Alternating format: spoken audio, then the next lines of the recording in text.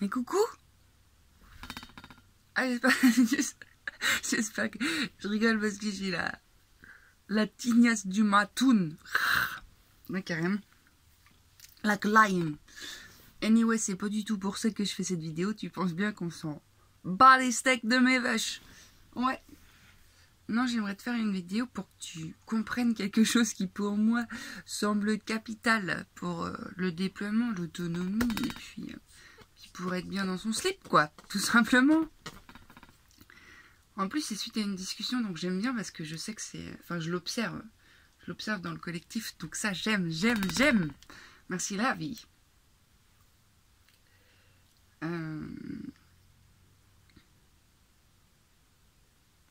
Je vais parler de l'importance de comprendre ce que nous sommes pour pouvoir changer ce que nous ne sommes pas. Ok? Là, c'est un peu fouillon encore, mais inquiète pas où je vais prendre un exemple qui va très bien t'expliquer le pourquoi ça ne peut pas fonctionner autrement, en fait. On va parler de la blessure du rejet.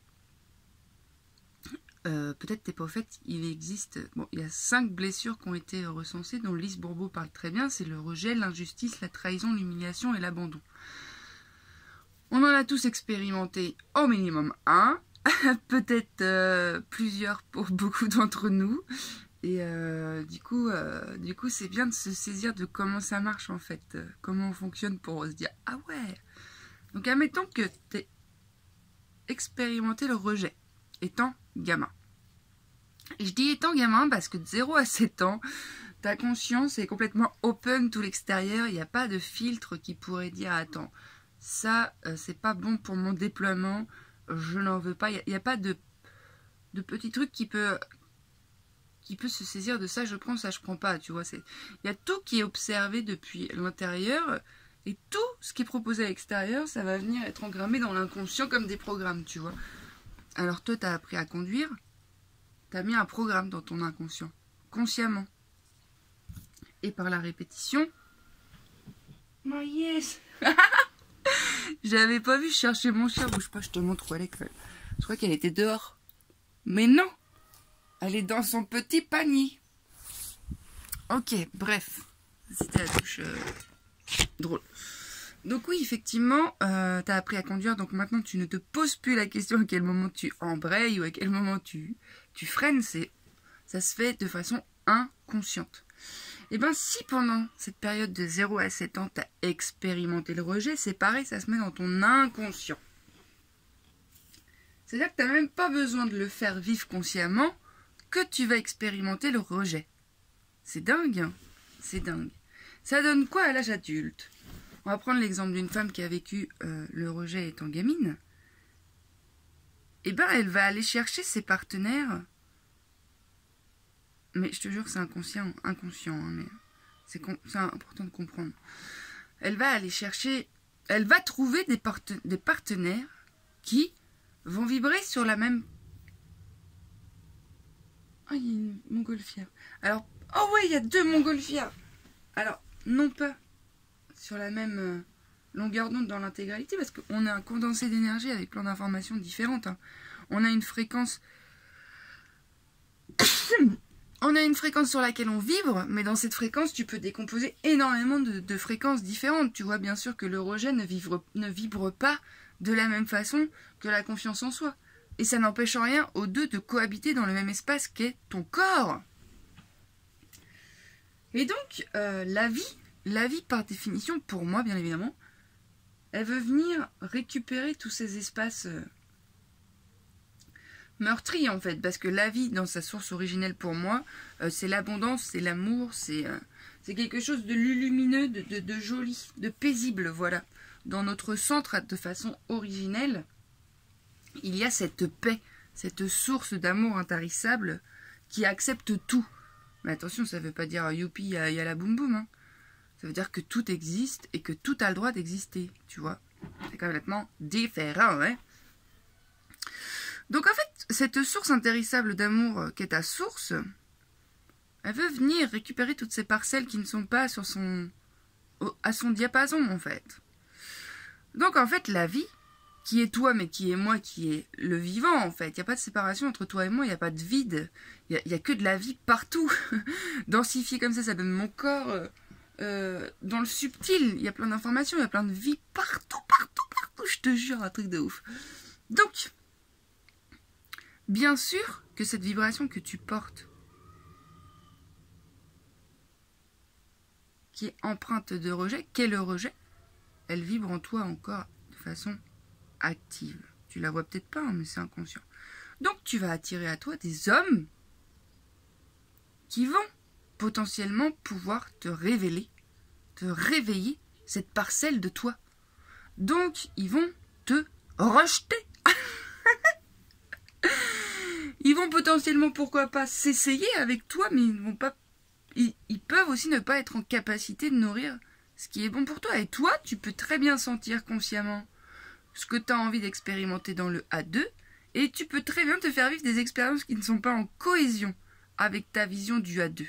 Parce que entre ta vision du A2 qui vient du cœur, et puis ce que tu te fais vivre, il se peut qu'il y ait cette masse émotionnelle, cette mémoire, dans laquelle est engrammé le rejet. Et tant que tu ne l'as pas vu, que tu ne l'as pas passé sur le prisme de ta présence consciente pour la dissoudre, tu ne peux pas la dissoudre. Conscientiser que tu expérimentes toujours le rejet. Je vais mettre ça sur pas vibreur parce qu'il se peut que ça recommence. Il se peut. Merde, qu'est-ce que je disais?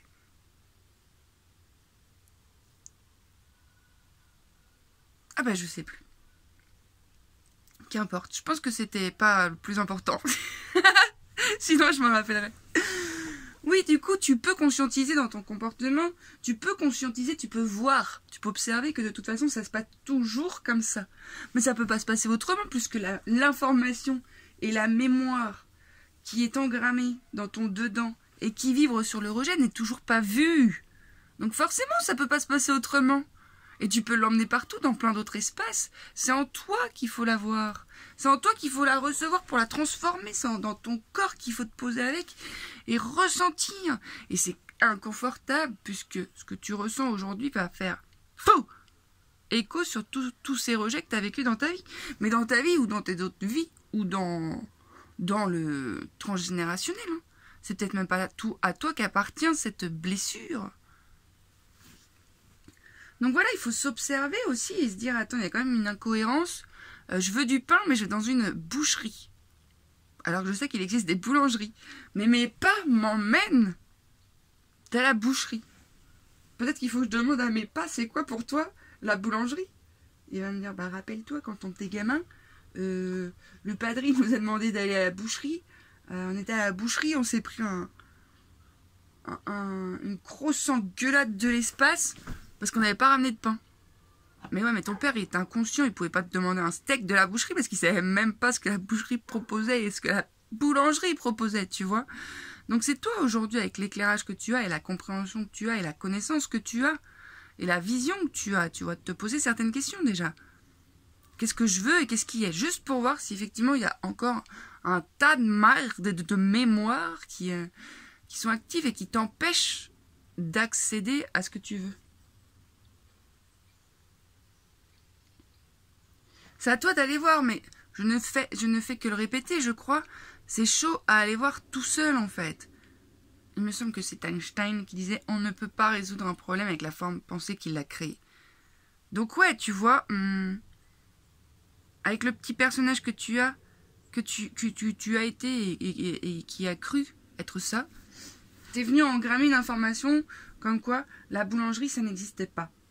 Donc c'est pas avec le même personnage que tu vas dire que la boulangerie, elle existe. C'est avec une source bien plus grande qui est en toi. Mais ça, il y a plein de mécanismes de défense inconscient qui vont essayer de t'empêcher d'y aller. Parce qu'il y a plein de souffrances. Tu penses bien que si t'as expérimenté le rejet, tu penses bien que c'est empreint d'énormément de souffrances. Il y a une partie de toi qui est restée enfermée dans ce champ vibratoire, là, dans cette information qui vibrait rejet. Bah oui, bien sûr que oui. Sinon, on n'aurait pas eu besoin de se séparer de plein de choses. Enfin, de plein de parties de nous. Enfin, de se séparer de l'émetteur. En mode non, non, non, non. Et ça fait quoi? Ça fait plein d'adultes qui ne savent pas ce qu'ils veulent. Ça fait plein d'adultes qui ne savent pas comment rendre possible ce qu'ils veulent. Ça fait plein d'adultes perdus Ça fait plein d'adultes de « Bah oui, je crois que c'est possible et en même temps, mais pas du tout !» Donc ça fait plein d'adultes qui vivent des expériences où ils se tordent parce qu'il faut s'adapter à la souffrance, parce qu'ils sont déjà en souffrance. Et donc, bah pourquoi pas, c'est normal de co-créer dans le A2 et puis de souffrir davantage.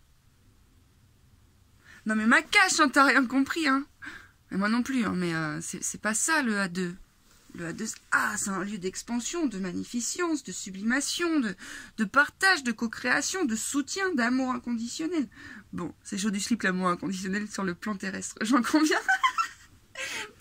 Mais c'est un peu plus joli que d'être avec quelqu'un qui est avec toi parce que peut-être qu'il peut avoir accès à des ressources qu'il n'a pas, ou parce que peut-être il bénéficie de la tendresse que peut pas s'apporter tout seul, tu vois. Mais il y a aussi plein de trucs à revoir sur la façon dont la femme se positionne, dont l'homme se positionne, dont le couple se fait vivre, tu vois. Non mais attends, excuse-moi, hein, mais à quelle heure c'est normal de coucher avec le mec avec qui, pourquoi pas, tu t'entends bien, mais tu sais pas du tout comment il fonctionne dans son dedans, comment il mène sa vie, comment il pourrait se... Enfin, je sais pas. Ça me paraît tellement aberrant, mais depuis la nuit des temps, moi, ça m'aberre, tu vois. Je sais pas si ça se dit, mais ça me choque, quoi. Ça me choque de voir ce qu'on a fait du couple, ça me choque de voir ce qu'on a fait de la sexualité, ça me choque de voir toutes ces choses-là, quoi. Bah ouais, non, mais les man, si on veut vivre autre chose, il faut faire vivre autre chose aussi, hein. Je veux dire, ça passe par nous, hein. Donc ouais, à la base, c'était une manière de dire que tu ne peux pas expérimenter autre chose que ce que tu portes à un moment donné, puisque la vie, c'est aussi la façon dont elle va te montrer que à cet endroit-là, dans ton dedans, t'as ça qui bloque. Donc, en fait, c'est des cadeaux, hein, toutes ces personnes qui viennent vers toi et qui te ramènent à cette blessure de rejet. Je dis cadeau, même si je sais que c'est pas confortable, hein, et que je sais que t'aspires à autre chose. Mais ça peut pas se jouer différemment tant que t'es pas venu libérer dans ton intérieur ce que tu portes engrammé autour du rejet. C'est vibratoire, ça peut pas être autrement, en fait. C'est sûr. Et le pouvoir de la transmutation se fait à travers la présence et la qualité du souffle et du regard bienveillant. Mais pour tout ça, il faut sécuriser le corps. Mais je crois que je l'ai déjà dit dans plusieurs vidéos. Mais du coup, fais ça, en fait. Fais ça. Sécurise ton corps. C'est pas autrement que tu pourras avoir accès à des informations. Mais si, mais t'inquiète pas, c'est autrement aussi, parce que même si tu veux pas sécuriser ton corps, la vie, elle va bien te montrer, parce que la vie, elle est bien plus belle, bien plus grande et bien plus chiadée que ce que tu crois, que ce que je crois. Et du coup, toujours, elle va te ramener dans ton centre, que tu le veuilles ou non. Elle va te ramener dans ton centre. Au début, avec de la douceur. Après, avec un peu moins de douceur, si tu veux pas y aller. Après, avec peut-être une petite pichenette en mode, hé Marcel, tu veux pas retourner dans ton centre 3 secondes 12, voir où tu m'as enfermé dans une chambre de l'anti-amour. Ouais. Je crois que ça fait référence à une vidéo dont je parle. L'ouverture du cœur. Tu vois, ton cœur est tout le temps ouvert. Hein. Bah oui. Bah bien sûr qu'il est tout le temps ouvert, chouchou. C'est tout ce qu'il y a autour qui est fermé.